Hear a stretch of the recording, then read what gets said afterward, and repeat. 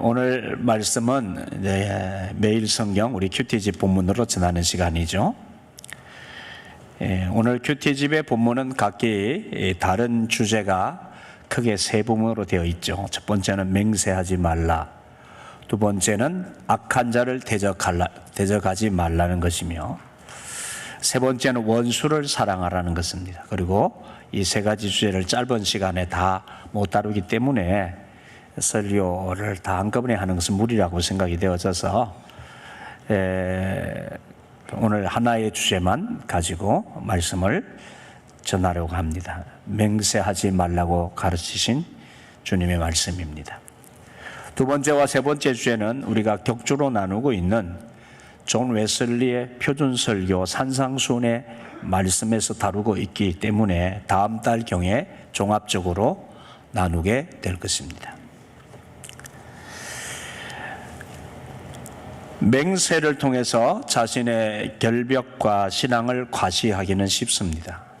유명인들이나 정치인들, 그리고 우리 자신이나 우리 주변의 사람들에게서도 자신의 결벽을 주장하는 말들을 흔히 듣습니다.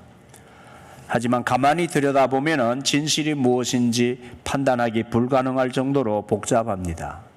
자신에게 불리하면 대답을 회피하거나 과장 혹은 축소합니다. 나는 그렇지 않습니다. 나는 그런 사람 아닙니다. 하늘을 맹세했고 저는 절대 그런 사람 아닙니다. 손가락에 장을 지집니다. 이런 수많은 맹세들이 난무하지만 정작 우리 사회는 여전히 서로의 말이나 우리의 생활 자세를 신뢰하지 못하며 사는 사회 속에서 살아가고 있습니다. 애초에 이 주님의 말씀이 새롭게 해석되어지는 원래 법이 있죠. 율법이죠. 그 율법에 의하면은 맹세의 대상이 하나님이면 맹세하는 자는 자기 생명을 담보해야 하는 것이었습니다. 하나님께 대한 맹세를 할 때는 생명을 담보해야 했습니다. 그리고 그 대상이 이웃이면은 하나님의 이름을 담보하는 엄중함이 그 맹세라고 하는 것에 따르는 책임감, 엄청난 무게의 책임감이었습니다. 그래서 모세를 통해서 유대 공동체, 그 백성들이 받은 율법은 맹세를 반드시 지킬 것을 명령했지만 시간이 지남에 따라서 유대 사회의 맹세의 방식은 다양해졌고 그만큼 맹세를 저버리는 경우도 흔하게 되었습니다. 이렇게 중요한 맹세를 어떤 일에 자신의 진정성을 꺼내는 수단으로 남용되어 왔습니다. 맹세가 약속을 지키기 위한 것이 아니라 회피 수단으로 전락한 것입니다. 바로 그것은 하나님을 모독하는 것이 되고 이웃을 기만하는 것이 되었습니다. 그 결과 하나님과 이웃의 신뢰관계가 깨어지는 것이죠. 이 문제에 대해서 예수님은 단호하게 맹세 자체를 강력히 금하셨습니다. 극단적으로 금하신 명령을 맹세의 방식에 따라서 네 가지로 확대해서 말씀하셨죠. 먼저 하늘로도 하지 말라고 하십니다. 하늘로도. 예수님은 하늘을 동원하는 동원하는 맹세 자체를 금하십니다. 그 하늘이 하나님의 보좌이기 때문이라고 하셨죠. 하늘 아버지의 이름의 보좌가 그렇게 가볍게 들어서 자신의 어떤 일의 목적을 위해서 사용할 그런 이름이 아니라는 것입니다.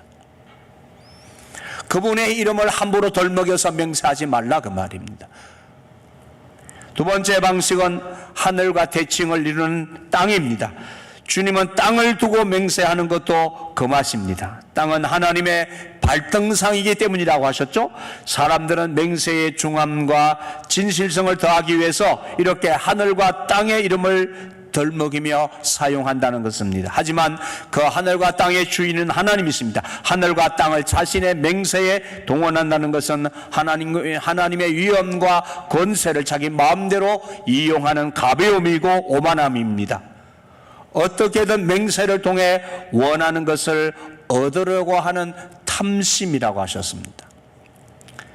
맹세의 세 번째 방식은 또 예루살렘을 동원한다고 했죠. 예루살렘은 유대인들에게 가장 거룩하고 영광스러운 곳입니다. 성전이 있기에 거룩하고 왕의 통치가 시작되는 곳이기에 영광스럽습니다.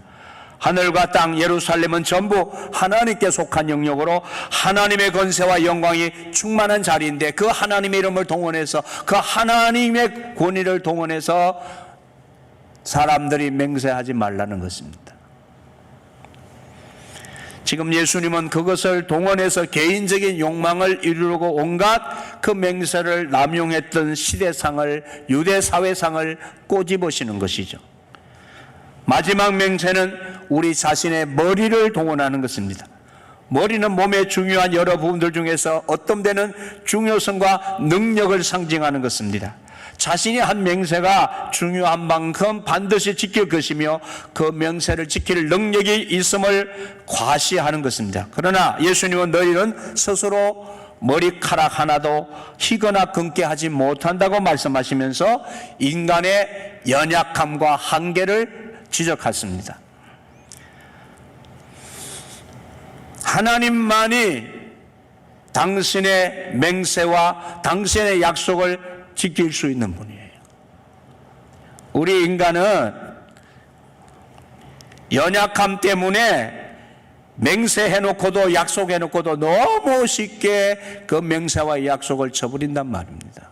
상황에 따라서. 그 헛맹세하지 말라는 것입니다. 맹세의 상황에서 중요한 것은 참된 것을 말하는 것입니다. 굳이 하나님을 동원하거나 자신의 능력을 가장할 필요가 없어요. 그럴 때는 그냥 아니다, 못하겠다고 확실히 예스와 노를 정확하게 말해야 한다고 하지 않습니까? 그것이 아닌 자신의 어떤 굳은 의지나 자신의 다른 목적을 위해서 이런 맹세를 하는 것이라면 그 출처가 그릇된 악이라는 것입니다. 어떤 분들, 나는 절대 그런 사람 아니야, 나는 약속을 지킨다니까, 이렇게 말하는 사람들일수록 약속을 안 지킬 가능성이 많은 사람들이라는 것을 제가 종종 말씀드렸죠. 저는 그렇지 않아요. 나는 절대로 그런 사람 아니야, 나 약속 지킨다니까, 이렇게 하는 사람일수록 약속을 안 지킬 가능성이 많은 사람이에요. 예수님은 이렇게 공허한 맹세로 신뢰가 붕괴된 유대 사회를 드러냈습니다. 하늘나라는 하나님과 이웃과의 신뢰 관계를 기초로 합니다. 그것은 하나님과 사람 앞에서의 정직함입니다. 사실 모든 우리 맹세, 우리 그리스도인들의 모든 약속을 포함한 이 맹세는 하나님 앞에서 하는 것입니다. 그래서 세상 사람들도, 예수 믿는 사람들이 하는 맹세는 늘 하나님과 관련을 지어서 생각을 해요. 당연하죠, 여러분. 그래서 세상 사람들은 예수 믿는 사람, 목사, 장로, 권사, 집사, 이 사람들은 그들이 믿는 하나님을 두려워하는 사람들인데 당연히 약속을 잘 지키겠지라고 생각합니다. 하나님과 연관시켜서. 그러므로 그리스도인들은 맹세가 필요치 않은 사회, 그냥 진실된 말 한마디면 충분한 세상을 만드는 일에 앞장서야 합니다. 정말 그래야만 합니다. 말 한마디면 믿을 수 있어야 합니다. 약속하면 지켜야 합니다. 못 지키면 왜 그랬는지 설명해야 되고 용서를 구해야 합니다. 여러분, 시간 약속해놓고 단 1분이 늦을 가능성이 있으면 미리 연락을 해서 약속을 이렇게 조금 늦겠다고 약속이 정한 시간에 지켜줄 수 없다는 사실을 얘기를 해야 됩니다. 왜 그 약속을 믿고 기다리고 있는데 그 기다림의 시간 2분, 3분, 5분을 하찮게 여기면서 약속을 지키지 않으면 신뢰관계가 깨어져요.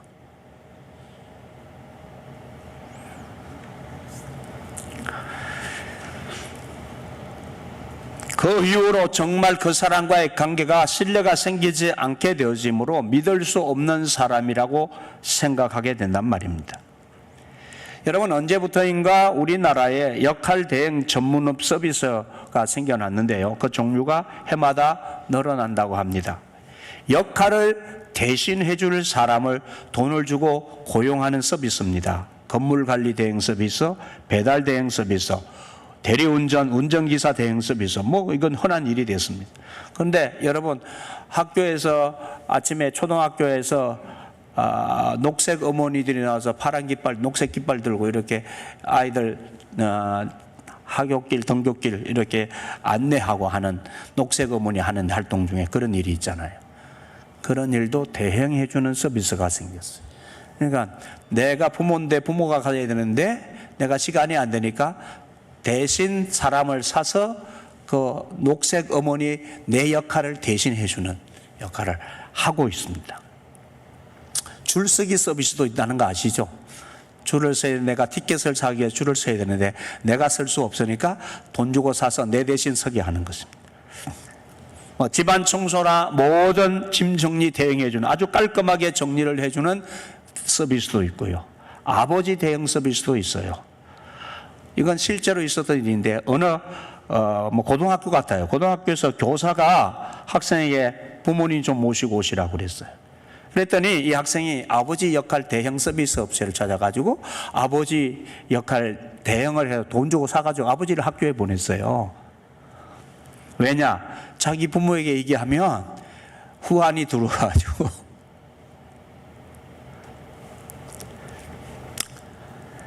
결혼식장 하객 역할을 대행해주는 서비스도 있고, 또 축가객이 많이 보이도록 하기 위해서, 또 장례식장에서 친척 역할 대행해주는 서비스도 있고요. 결혼식장에서도 부모나 또 장례식장에서도 부모 역할 대행해주는 서비스도 있고 그렇습니다. 또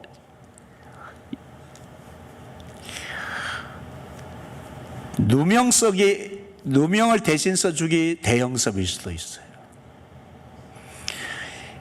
1인 시위를 대신해주는 서비스도 있고, 껄끄러운 사과를 대신해주는 서비스도 있어요. 여러분, 돈을 주면은 나 아닌 다른 사람이 나 역할을 대신해주는 서비스들입니다.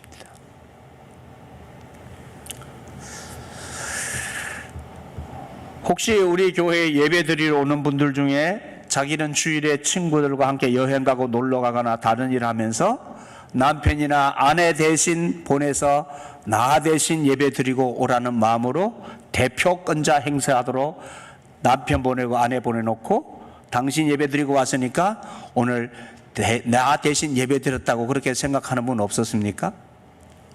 어떤 분은요, 기도하고 오는 아내가 너무 고마워. 남편이 매일 새벽마다 나가서 기도하고 오면은 자기 대신 기도해 줬다고, 대형 기도해 줬다고 매우 만족해 하는 분들이 많아요.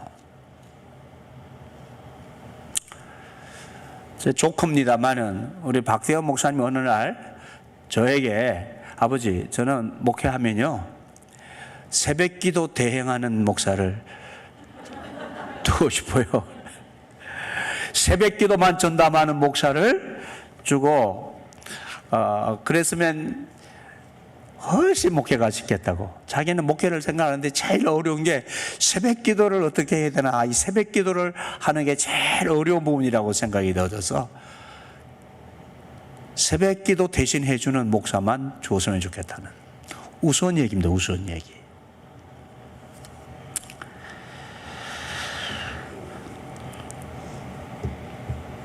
이러다가 천국 대신 사람을 보내주는, 내 대신 천국 보내주는 대행 서비스가 생기는 게 아닐까 싶습니다.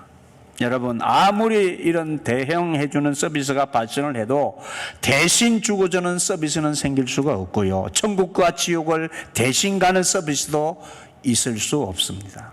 세상이 아무리 바뀐다고 해도 가짜 믿음, 가짜 그리스도인이 아닌 주님을 참으로 믿고 따르는 우리가 되어야 되지 않겠습니까? 아무도 믿지 못하는 세상이 되는 것이 걱정스럽습니다. 우리는 어떻습니까? 나는 다른 사람들에게 신뢰를 주는 사람입니까? 여러분의 가족은, 여러분의 친구는, 여러분의 이웃은 여러분이 무슨 말을 하든 믿어줍니까? 맹세하지 않아도 신뢰감을 주는 그리스도인으로 살아가고 있는지 우리 점검을 해야 되겠습니다. 여러분, 제가 질문 하나 하겠습니다. 교인 간에 돈거래는 해야 하나요? 하지 말아야 하나요? 예? 교인 간에 돈거래는 하지 말아야 되나요? 해야 되나요? 네, 돈거래는 하지 말아야 돼요. 그런데 돈을 나누기는 해야 돼요. 교인 간에 돈거래가 아니라 나눔이 성경적 원칙입니다. 제가 자주 말씀드렸죠. 만약 성도들 간에 돈을 빌려줄 것이면 못 받을 수 있다, 못 받아도 할 수 없지라고 하는 그런 범위 내에서, 또는 그냥 줄 수 있고 받지 않으려고 하는 선에서 꾸어주어야 합니다. 거래가 아니라, 거래보다는 사랑의 베품과 나눔의 마음이어야 합니다. 성경 신명기 15장 7절로 11절의 말씀을 함께 보겠습니다. 우리 그리스도인들에게 이에 대해서 근원적인 형제와의 나눔과 금전 거래에 대한 하나님의 마음을 전해주고 있습니다. 자, 신명기 15장 7절로 11절, 제가 한 절, 여러분 한 절 같이. 절수가 안 나와 있나요? 예, 절수가, 성경 절수를 꼭 띄워주세요. 절수를 표기해 주셔야 됩니다. 그래야 우리가 같이 나눌 수 있어요. 절수가 안 나와서 제가 그냥 하겠습니다. 내 하나님 여호와께서 내게 주신 땅 어느 성읍에서든지 가난한 형제가 너와 함께 거주하거든 그 가난한 형제에게 내 마음을 완악하게 하지 말며 또 내 손을 움켜쥐지 말고 반드시 내 손을 그에게 펴서 그에게 필요한 대로 쓸 것을 넉넉히 구워주라. 삼가 너는 마음에 악한 생각을 품지 말라. 곧 이러기를 일곱째 해 면제인이 가까이 왔다 하고 내 궁핍한 형제를 악한 눈으로 바라보며 아무것도 주지 아니하면 그가 너를 여호와께 호소하리니 그것이 내게 죄가 되리라. 너는 반드시 그에게 줄 것이요 줄 때에는 아끼는 마음을 품지 말 것이니라. 이로 말미암아 내 하나님 여호와께서 내가 하는 모든 일과 내 손이 닿는 모든 일에 내게 복을 주시리라. 땅에서는 언제든지 가난한 자가 거치지 아니하겠으므로 내가 내게 명령하여 이르노니 너는 반드시 내 땅 안에 내 형제 중 곤란한 자와 궁핍한 자에게 내 손을 펼지니라. 그렇습니다. 우리 하나님을 믿는 성도들은 서로 한 지체요 형제들이잖아요. 우리가 어려운 형제를 서로 돌아보고 나누는 삶은 그리스도인의 삶의 가장 아름다운 모습입니다. 이 말씀은 일반적 경제관, 베푸는 삶에 대해서 우리의 상식을 뛰어넘는 말씀입니다. 그리고 이 말씀에는 하나님의 약속이 진하고 강하게 담겨 있죠. 이 말씀에 순종하는 일이 결코 쉽지 않기 때문에 그렇습니다. 큰 손해를 보는 위험과 그에 따른 대가 지불을 해야 하는 어려움을 감수해야 하는 일이기 때문에 그렇습니다. 그래서 내가 나누고 베풀어서 내가 받지 못해서 구워줬는데 받지 못하더라도 하나님은 그러한 손실의 경우에라도 내 하나님 여호와께서 내가 하는 모든 일과 내 손으로 닿는 모든 일에 내게 복을 주시리라고 약속을 하고 계시는 거예요. 여러분, 근데 우리는 이 나눔이 잘 안 되고 베푸는 삶이 잘 안 되고 자꾸 돈거래를 하려고 하잖아요. 돈거래를. 베풀고 나누는 삶에는 리스크가 생길 수 있지만 하나님은 그 리스크를 내 손이 닿는 대로 네가 뭘 하든지 그렇게 살면 내가 너를 도와주어서 내가 너에게 복을 주어서 너에게 손해가 되지 않게 하실 것이라는 약속을 하셨단 말이에요. 아멘이십니까? 기분 나쁘나? 아멘을 좀 크게 하세요. 아멘이십니까? 네. 자꾸 우리는 돈거래를 한다니까. 이렇게 나에게 있는 것으로 어려운 성들과 함께 나누고 구워주는 것이 돈거래가 아닌 구워주는 것 중에 하나가 이자 없이 구워주는 거예요. 신명기 23년 19절 20절에 성도들끼리 검정 거래할 때에, 나눌 때에, 구워줄 때에 이자 받지 마라. 그렇게 사는 자들에게 경제적인 복을 주시겠다고 약속을 하시는 것입니다. 그러니까 이 말씀대로 순종하며 사는 것도 이 하나님의 약속의 보증을 믿는 하나님과 하나님의 말씀에 대한 믿음이 있어야 가능한 일입니다. 이런 믿음으로 생활하시면 얼마나 좋겠습니까? 그리고 꼭 받아야 하는 것이라면 빌려주지 말거나 합법적인 조치를 잘 해놓아야 합니다. 하지만 나중에 법적 조치를 한다 한들 후에 법정에서 옥석을 가리면서 세상 재판정에 서는 것 자체가 성경적 모습의 아름다운 모습도 아니니 그런 상황을 미리 만들지 않는 것이 좋은 것입니다. 그리고 큰 돈 개인 간에 거래하지 말고, 큰 돈은 개인 간에 거래도 말고, 큰 돈은 여러분 내가 마음대로 나눠줄 수 있는 게 아니에요. 왜냐하면 그 큰 돈에는 가족의 분깃도 있어요. 그러므로 가족의 합의 없이 내가 마음대로 큰 돈을 주고 하는 것은 안 돼요. 그것도 가족의 합의가 있어야 돼요.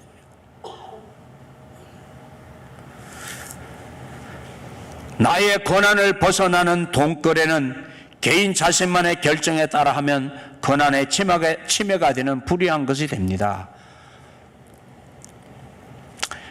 교회가 돈거래를 하면서 서로도 어렵고 교회도 어려워지는 경우가 있습니다. 이 점도 깊이 생각을 해야 됩니다. 여러분, 모든 사람과 모든 경우에 하나님 앞에서 한 약속, 사람에게 한 약속, 서원이나 이것들을 잘 지켜야 합니다. 또 이 말씀을 오용하거나 자기 탐심을 위해서 이용하는 사람도 있죠. 하나님 구워주라고 하지 않았냐? 그러니까 구워줘. 그래서 습관적으로 사람의 돈을 빌리고 교인들의 돈을 빌리고 하는 사람들이 있어요. 그리고 안 갚아. 이 하나님 말씀을 이용하는 자들이죠. 시험하는 자들이에요. 그런 자들에게는 빌려주지 말아요. 습관적으로 돈을 빌리는 사람들.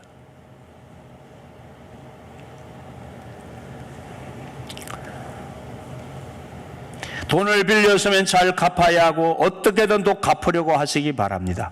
우리 모두 맹세하지 않아도 될 만한, 믿을 만한 그리스도인이 되어야 합니다. 아브라함이 나이 100살에 이삭을 낳았습니다. 하나님의 약속대로 받아들입니다.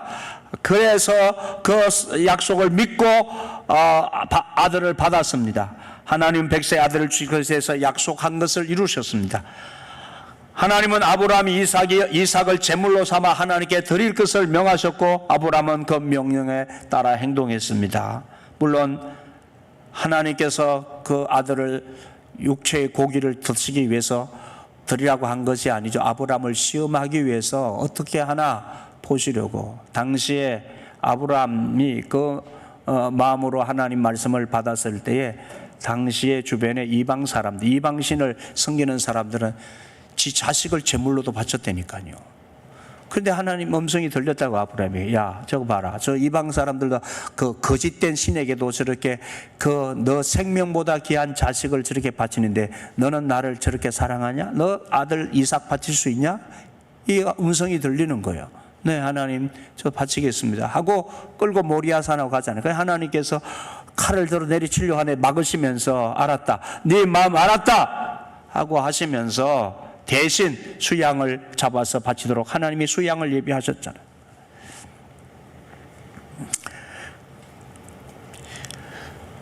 그리고 하나님은 아브라함에게 말씀하셨습니다. 내가 나를 가리켜 명세하노니. 우리 성경 한번 같이 읽겠습니다. 저기 성경 띄워놨죠. 다 같이 읽겠습니다. 내가 나를 가리켜 명세하노니 내가 이같이 행하여 내 아들 내 독자도 아끼지 아니하였은즉 내가 네게 큰 복을 주고 내 씨가 크게 번성하여 하늘의 별과 같고 바닷가의 모래와 같게 하리니. 자, 하나님께서 스스로 자신을 가리켜 하셨던 이 맹세는 이스라엘 민족이 애굽에서 지낸 지 400년 전 광야 생활 40년을 지낸 뒤에 이루어 주셨습니다. 시간이 지나도 약속을 이루시는 하나님의 신실하신 맹세에 대해서 히브리서에 이렇게 말씀하고 있습니다. 다시 우리 히브리서 6장 17절 같이 읽겠습니다. 하나님은 약속을 기업으로 받는 자들에게 그 뜻이 변하지 아니함을 충분히 나타내시려고 그 일을 맹세로 보정하셨나니. 하나님은 아브라함에게 하셨던 약속을 맹세로 보정하셨던 그 약속을 지키셨습니다. 그 뜻이 변하지 않음을 나타내기 위해서 하나님 당신 자신을 두고 맹세하셨습니다. 여러분, 우리가 무엇인가를 두고 맹세한다면 그것은 하나님께서 하신 맹세에 대한 반응입니다. 하나님께서 맹세하신 것에 신실하셨듯이 하나님의 백성된 우리는 하나님처럼 정직하고 신실해야 합니다. 그런데 사람들은 헛된 맹세를 하고 지켜야 할 일들을 무시합니다. 하나님의 자녀된 사람들이 하나님을 경외하는 마음이 분명하지 않기 때문입니다. 하나님을 공경하고 하나님을 두려워하지 않기 때문에 하나님의 말씀을 가볍게 우습게 여기는 것입니다. 그러므로 지금 예수 믿는 우리에게 필요한 것은 진실한 믿음입니다. 신실한 삶의 자세입니다. 믿음의 진실성이 중요합니다. 미국의 경영 컨설턴트인 존 마코니는 기업의 가치를 배가시키려면 가장 먼저 기업의 이미지를 바꿔야 한다고 말했습니다. 사람들이 기업의 이름을 듣고 이 회사가 세상을 더 나은 곳으로 만들기 위해서 노력하고 있구나라는 생각만 갖게 해도 소비자의 86%가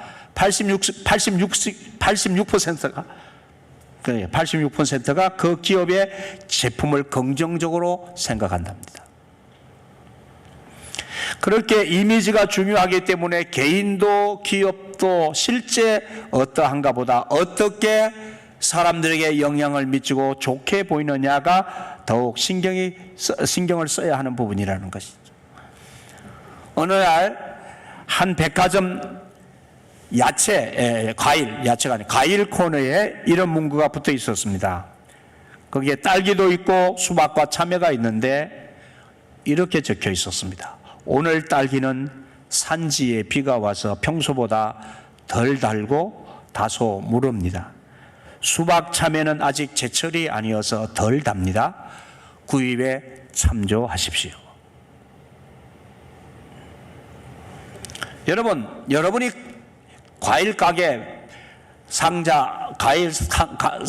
가서 과일 가게 가서 섰는데 과일 앞에 그런 문구가 쓰여 있었어요. 오늘 딸기는 산지에 비가 와서 평소보다 덜 달고 다소 무릅니다.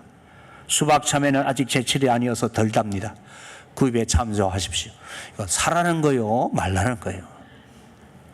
네? 그런 생각을 할 수 있지만 이 백화점에서는 소비자들에게, 고객들에게 정확한 그 딸기와 수박 참외에 대한 내용을 정확하게 알려주어서 소비자들이 사고도 이 뒤통수 맞았네, 야 와서 뭐 하니까 이거 완전 도둑 맞은 기분이네, 이런 기분이 안 들도록 미리 덜 달고 미리 조금 상태가 그랬다는 것을 알려줌으로 인해서 정확한 정보를 제공함으로 인하여서 소비자들의 만족감을 더 높이고 그것을 본 소비자들은 그 백화점의 다른 상품들을 신뢰하게 된다는 거죠.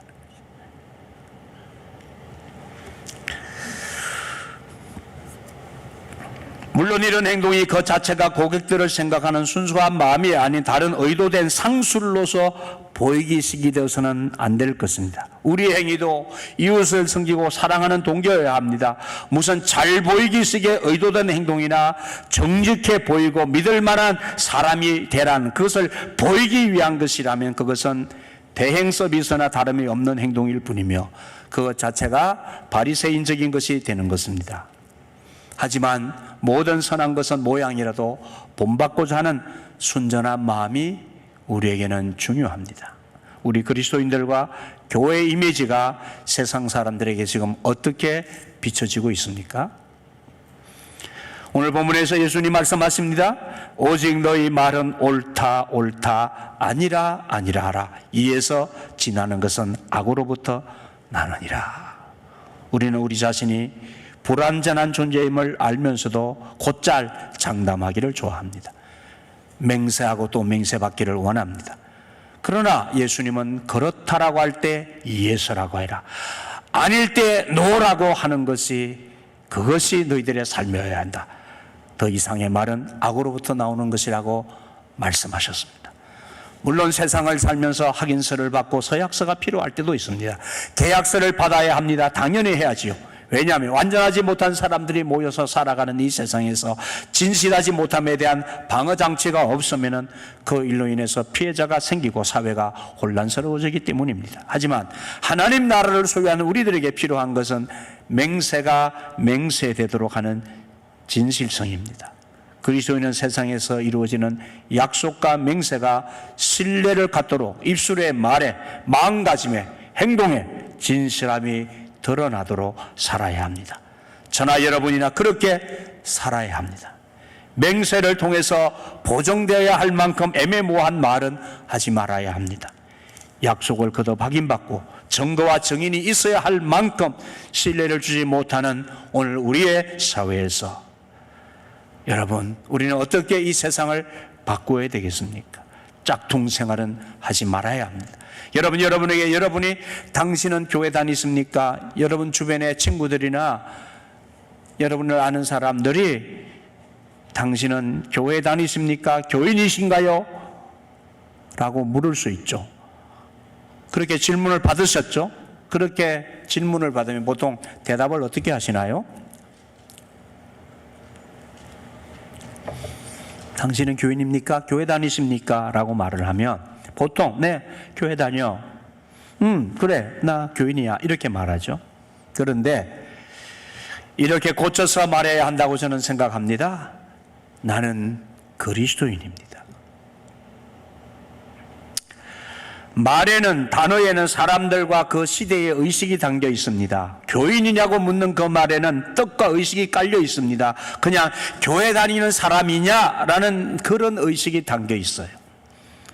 그렇습니다. 우리는 그냥 교회를 다니는 처치찬이 아니라 나의 주인이신 그리스도를 따르는 크리스찬이기 때문에 당신 교회 다닙니까? 교인입니까? 라고 물으면 대답을 고쳐서 하십시오. 저는 그리스도인입니다. 나는 그리스도를 따르는 그리스도인입니다. 라고 말하십시오.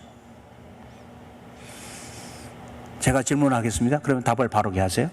여러분 교회 다니십니까? 어떻게 하라고 있어요?